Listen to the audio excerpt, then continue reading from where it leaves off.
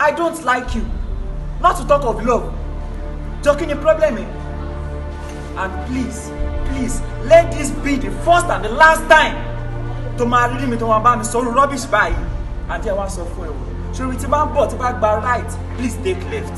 Firstly, thank you for loving me. And secondly, you can't get. Ọ̀rẹ́ ìgbà mi létí. If not because of that, mo kọ́ tí mo lè ṣe. Ti fẹ́ ẹ náà lè kú. Sórí ọ̀rẹ́ mi àti ẹ̀ ó ti dópin látẹ̀ni lọ. Má bá mi rìn mọ́.